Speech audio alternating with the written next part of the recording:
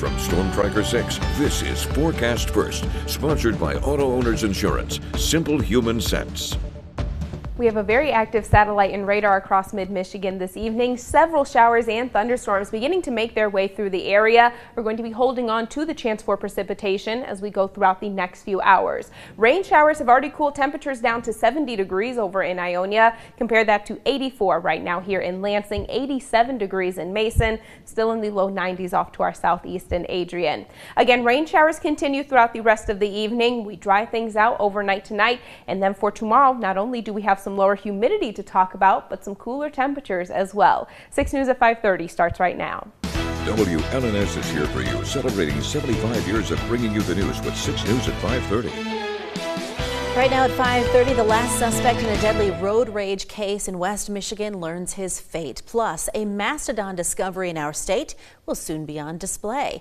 And a surprising discovery in a Michigan creek means good news for the local ecosystem. Those stories and a lot more, and all in the first 6 minutes. Thank you for joining us this evening. I'm Siobhan Klepfer. Let's go ahead and start that clock. And we begin with the second of 2 men involved in a road rage incident that killed a woman learning his fate in court. Dennis Perez will go to prison for 8 to 15 years. A judge sentenced him on Monday. Back in June, prosecutors say he and Ethan Oosterhouse were driving aggressively against each other in Ottawa County when they hit a car driven by 27-year-old Shatara Coleman, who died in the crash. Her family says she had recently earned her master's degree and planned to work in counseling. It's up to us to give her justice by honoring her life and living by the morals and the guidelines that she did, and giving those grace and being there for people. Has pleaded guilty in his case, while Oosterhouse pleaded no contest and was also sentenced to up to 15 years. Staying in West Michigan, the woman charged with murder accused of setting her house on fire and killing her 12-year-old daughter will not stand trial for the time being. In a hearing today, a judge ruled Raconda Singleton was incompetent to stand trial, but that she might be able to be tried in the future. She's now a patient at a state hospital. Investigators say Singleton set the fire that killed her daughter and told police she wanted to die with her children. The other 2 kids, ages 10 and 7, were hurt in the fire but survived.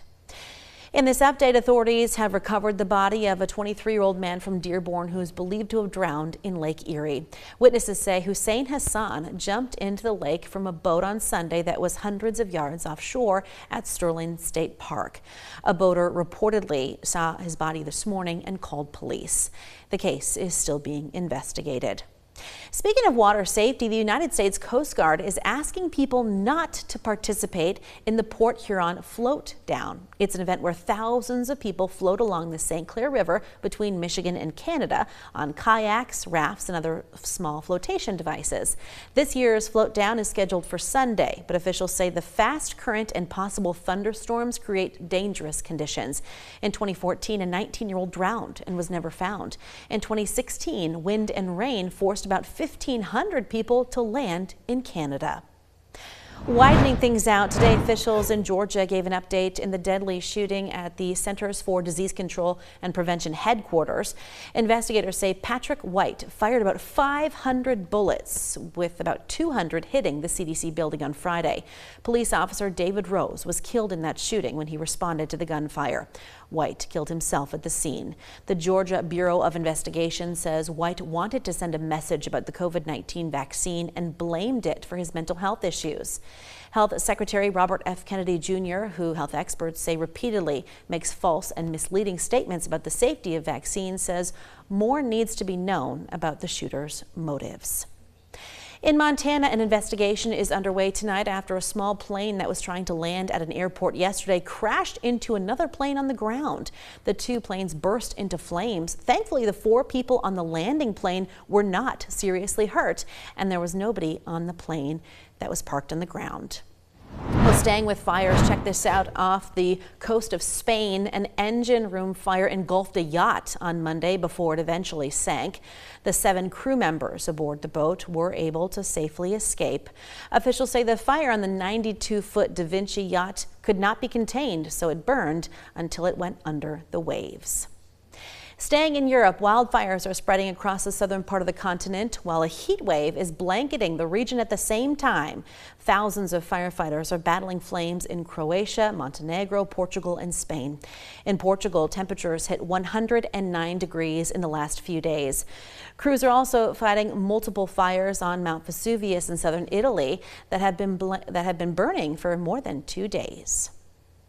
Moving to the latest in the Ukraine and Russia war, Ukrainian President Volodymyr Zelensky says Russian President Vladimir Putin wants Ukraine to withdraw from the remaining 30% of Donetsk region that Ukraine controls as part of a ceasefire deal. But Zelensky says Ukraine will not withdraw from territories it controls. He says it would invite further Russian invasion. The region is where the war's toughest battles are being fought. But ahead of an upcoming summit between U.S. President Donald Trump and Putin, President Trump has said both sides could give up territory. Back here in Michigan, a group working to restore a creek floodplain in Kent County says they made a surprise discovery of about 500 mussels, which they say only helps their work. They were found in Kentwood's Plaster Creek. The group, known as the Plaster Creek Stewards, says the little mollusks actually leave the environment better than how they found it. They help shore up the creek bed, provide food for other animals, and generally act as ecological engineers. And another animal in the spotlight, a mastodon that will soon be on display at the Grand Rapids Public Museum, or at least its skeleton would be. The fossils were found by a road crew in Kent County in 2022. There are more than 30 bones that make up about 80% of a full skeleton. They're about 13,000 years old, and when they go on exhibit in the fall, it will be the first time the whole collection will be shown to the public. And reaching for the summit of our first 6 minutes of news, a woman in California is preparing to climb the highest mountain in Africa without looking. That's because Christy Colton has a rare form of macular degeneration that affects her central vision. In the fall, she'll be part of a history-making expedition where 11 blind hikers with guides will summit Mount Kilimanjaro in Tanzania. She's been training hard to build the necessary strength and stamina, determined to not let her disability drive her away from life experiences.